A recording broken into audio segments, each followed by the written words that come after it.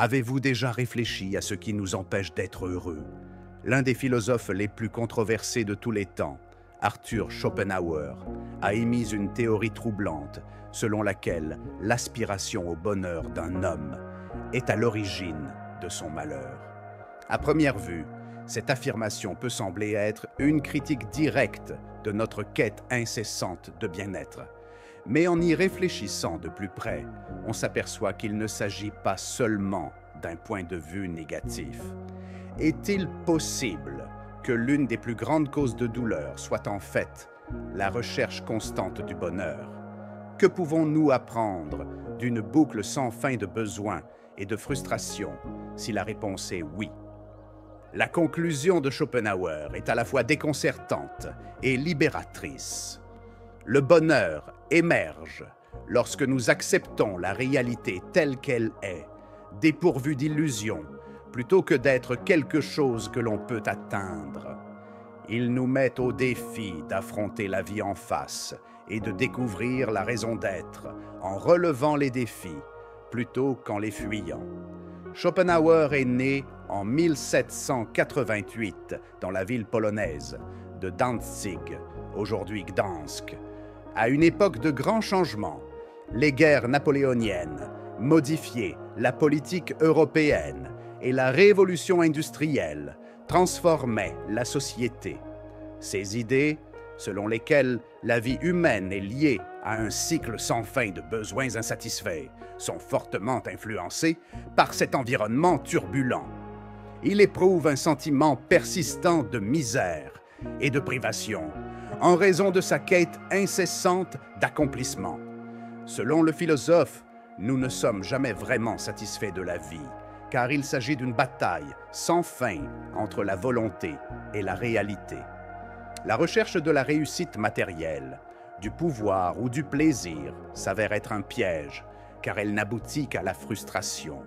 Schopenhauer propose toutefois une solution à la situation difficile de l'homme et ne se contente pas de souligner les aspects négatifs de la vie. Nous pouvons atteindre une forme de liberté où la sérénité intérieure dépend de l'acceptation des choses telles qu'elles sont, plutôt que de la satisfaction des désirs. En reconnaissant que le chagrin et la frustration sont des aspects inévitables de la vie. La perspective particulière de Schopenhauer, qui considère le désir et la volition comme les principaux moteurs de l'existence humaine, repose sur le mélange des philosophies occidentales et orientales. En vieillissant, il a critiqué l'optimisme du progrès et le rationalisme des Lumières, ce qui lui a donné une vision désabusée du monde. Il pensait que l'histoire n'était pas une voie vers un avenir meilleur, mais plutôt un cycle sans fin de guerres et d'épreuves provoquées par le désir de vivre, une force illogique et aveugle qui poussait les gens à aspirer à des choses qu'ils ne pourraient jamais avoir. N'oubliez pas d'aimer et de partager ces idées si vous les trouvez agréables. N'oubliez pas de vous abonner si vous ne l'avez pas encore fait, afin de pouvoir suivre les prochains articles comme celui-ci. Schopenhauer a présenté son cadre philosophique dans son ouvrage phare, Le monde comme volonté et représentation, publié en 1818.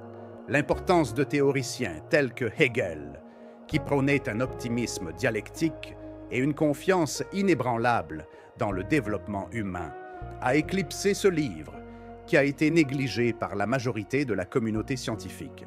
Schopenhauer, quant à lui, nie la possibilité d'un plaisir durable et considère la vie comme un cycle sans fin, d'attentes insatisfaites et de douleurs inévitables. En raison de ce manque de reconnaissance, il mena une existence solitaire, loin des regards des universitaires et de la philosophie dominante. Cependant, Schopenhauer a continué à écrire jusqu'à la fin de sa vie, et ce n'est qu'à ce moment-là qu'il a commencé à recevoir le crédit qu'il méritait tant. Ses théories ont été adoptées par des intellectuels tels que Friedrich Nietzsche et ont eu un impact significatif sur des artistes comme Richard Wagner. Après sa mort en 1860, Schopenhauer a laissé un héritage philosophique qui continue d'influencer la pensée moderne. En réalité, son pessimisme, parfois interprété comme du nihilisme, nous invite à voir la vie plus clairement, à accepter ses défis et à reconnaître les réalités troublantes qu'elle présente.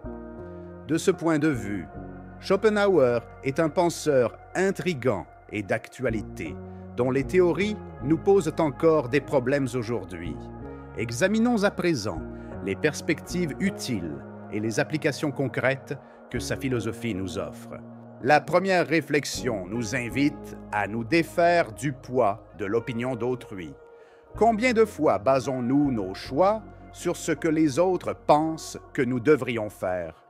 Au lieu de toujours rechercher les louanges d'autrui, Schopenhauer nous invite à nous concentrer sur ce qui nous apporte véritablement le calme intérieur. Cette soif d'approbation extérieure engendre l'incertitude et l'inquiétude. De nos jours, l'envie de vivre dans la vérité est rendue encore plus difficile par les médias sociaux, qui intensifient cette comparaison continuelle.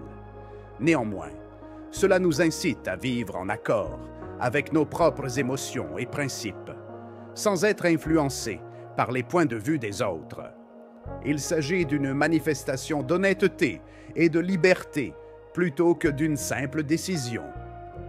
Dans sa deuxième méditation, Schopenhauer parle de la souffrance, qui est un élément nécessaire de la vie.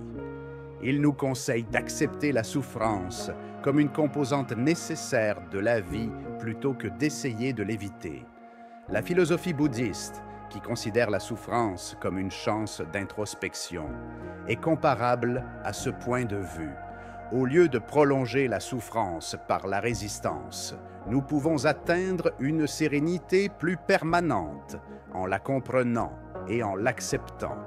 Schopenhauer pensait que le secret pour surmonter la souffrance était d'accepter nos limites. La perception de la réalité, idée clé de la philosophie de Schopenhauer, fait l'objet de sa troisième réflexion. Selon lui, nos perceptions sont toujours une création personnelle façonnée par nos pensées, nos sentiments et nos souhaits plutôt qu'une vérité objective. Chaque individu voit le monde à travers une lentille différente, influencée par ses idées, ses sentiments et ses expériences. Cela signifie que la perception de la réalité d'une personne peut être très différente de celle d'une autre. Ce concept nous enseigne une leçon précieuse. Le fait de réaliser que chaque point de vue est incomplet nous permet d'envisager les circonstances sous plusieurs angles et nous évite de prendre les choses personnellement. La première étape pour mieux se comprendre et, par conséquent, pour prendre des décisions plus réfléchies et plus équilibrées, consiste à reconnaître nos propres filtres mentaux. En revanche, la quatrième réflexion porte sur l'importance des souhaits dans l'existence humaine. Selon Schopenhauer, la nécessité de survivre pousse l'homme à toujours rechercher de nouvelles expériences, ce qui alimente un cercle de mécontentement sans fin. Dès qu'un objectif est atteint, un autre besoin apparaît. C'est comme si on ne pouvait jamais trouver le vrai calme, parce qu'on est toujours en mouvement. Le bonheur, selon lui, n'est qu'une illusion fugace, un temps entre deux désirs. Lorsque nous considérons ce mécanisme, nous sommes amenés à nous demander si nos véritables désirs sont essentiels, ou si nous essayons seulement de satisfaire un besoin interne avec quelque chose qui, en fin de compte, n'apporte pas de satisfaction à long terme. La cinquième leçon de Schopenhauer souligne à son tour l'importance de retrouver les joies fondamentales de la vie. Schopenhauer nous dit que dans une culture qui valorise l'accomplissement, l'ambition et le succès, la véritable paix se trouve souvent dans les petites choses. Nous pouvons trouver le calme sans faire de grands sacrifices ou dépenser beaucoup d'argent en lisant un livre captivant, en faisant une promenade dans la nature ou en écoutant un morceau de musique qui nous fait chaud au cœur. Nous pouvons nous libérer du cycle des désirs incessants et redécouvrir la beauté du moment présent en apprenant à apprécier ces petits moments. La 6e leçon met l'accent sur l'importance de la santé. Selon Schopenhauer, pour mener une vie heureuse, il faut être en bonne santé physique et mentale. Il affirmait que 90% du bonheur dépendait de la santé, qui avait plus de valeur que l'argent ou la célébrité. Contrairement aux objectifs matériels souvent inutiles qui consomment de notre temps et notre énergie, ce concept nous incite à réfléchir au temps que nous passons réellement à prendre soin de notre corps et de notre esprit. La 7e leçon de Schopenhauer aborde le lien entre l'intellect et la volonté. Il affirme que nombre de nos comportements quotidiens sont dictés par notre volonté irrationnelle et instinctive, tandis que l'intellect tente de les rationaliser, souvent de manière illogique. Nous prenons parfois des décisions qui ne semblent pas avoir de sens, même pour nous-mêmes, et cette division peut aider à expliquer pourquoi. Comprendre cette dynamique nous permet de voir que tout n'est pas du domaine de la raison et de cesser d'évaluer nos propres souhaits. C'est un appel à vivre plus attentivement, en reconnaissant nos propres limites et le fait que nos décisions sont parfois influencées par des forces qui échappent à la raison. Nous pouvons vivre avec une plus grande paix intérieure et une plus grande compassion envers nous-mêmes si nous acceptons cette réalité. La 8e réflexion est fortement liée aux systèmes orientaux tels que le bouddhisme et l'hindouisme, dont les idées sur l'acceptation de la souffrance et la séparation des désirs s'alignent sur la philosophie de Schopenhauer. Il considère ces coutumes comme des ressources utiles pour mener une vie équilibrée. Le concept de témoignage objectif de la souffrance, sans culpabilité ni opposition, est très important dans le bouddhisme. Schopenhauer apprécie cette méthode et estime que notre vie devrait être observée paisiblement plutôt que dominée par la douleur et les aspirations. Ce point de vue appelle à une compréhension profonde de l'essence de la douleur, plutôt qu'à une lutte sans fin contre l'adversité, afin de nous apporter la paix intérieure.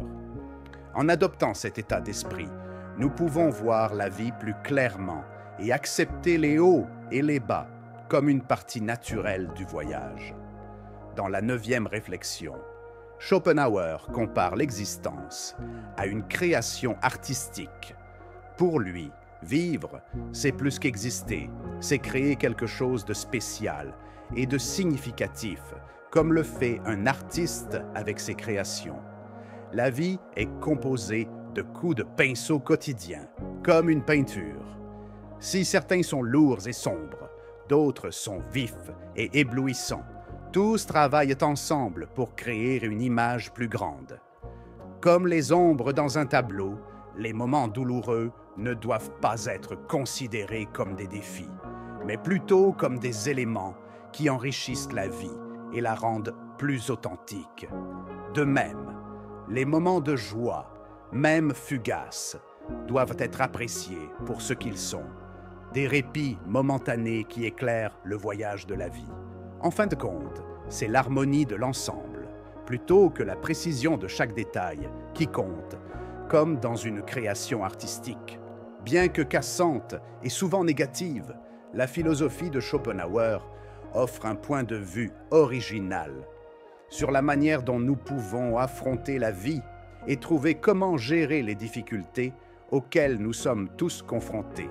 Si vous avez lu jusqu'ici et que vous vous sentez motivé, n'hésitez pas à partager vos réflexions sur les théories de Schopenhauer dans la section des commentaires ci-dessous. Gardez à l'esprit que nous sommes tous sur ce chemin ensemble pour trouver la compréhension. Pour voir d'autres vidéos comme celle-ci, abonnez-vous à la chaîne et activez les notifications si vous avez aimé celle-ci. À bientôt!